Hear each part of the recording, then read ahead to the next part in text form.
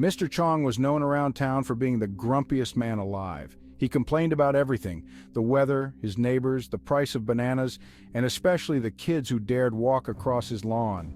His face was permanently twisted in a frown, and it seemed like nothing could make him happy. But what really got under Mr. Chong's skin was Halloween. Every year, kids dressed up in costumes and knocked on his door, begging for candy like little pests.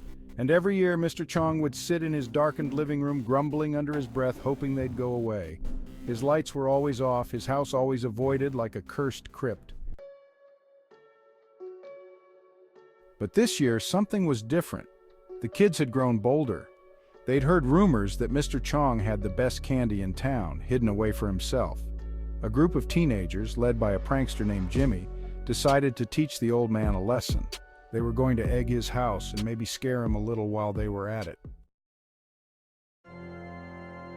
On Halloween night, just after 10 p.m., Jimmy and his friends sneaked up to Mr. Chong's front yard. Armed with eggs, they snickered under their breath, ready to give the cranky old man a proper Halloween surprise. But as they crept closer, Jimmy had an idea. "Why don't we really freak him out?" he whispered. "I'll knock on the door, and when he answers, we all scream like crazy ghosts." His friends loved the idea, so with eggs in hand and hearts racing, they made their way up to the porch. Jimmy knocked on the door, 3 loud bangs that echoed in the silent night. Inside, Mr. Chong sat in his recliner, grumbling as usual. "Damn kids, always bothering me. Can't they leave an old man in peace?" he muttered, reaching for his flashlight. He wasn't about to give them candy, but he figured he could at least scare them off with a good old-fashioned yelling. But when he swung the door open, he didn't see a pack of kids. Instead, standing on his porch was a full-grown man, dressed as Death. The figure wore a long black robe, its face hidden beneath a hood, and in its bony hand it held a fake scythe. Jimmy, in his death costume, was supposed to be a joke, but in the dim light, Mr. Chong's old eyes couldn't tell the difference. "What do you want?" Mr. Chong barked, already irritated. Jimmy stayed silent, playing up the act. He lifted the scythe slowly, making his friends behind him giggle. But before Jimmy could shout "Boo!" and make his grand reveal, Mr. Chong's face went pale. The old man's eyes widened in sheer terror as he stumbled backward. "Whoa, wait!" Mr. Chong sputtered, raising a trembling hand. "It's not my time yet!" His words came out in a wheeze, and before anyone could react, Mr. Chong clutched his chest, took one dramatic gasp, and dropped dead right on the porch.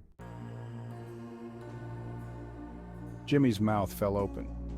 Guys, I think something's wrong," he whispered, poking Mr. Chong's still body with the fake scythe. Did we just scare him to death?" one of the friends asked, horrified. The group stared in stunned silence for a moment before Jimmy broke out into nervous laughter. "No way. He can't be dead. I mean, that kind of thing only happens in movies, right?"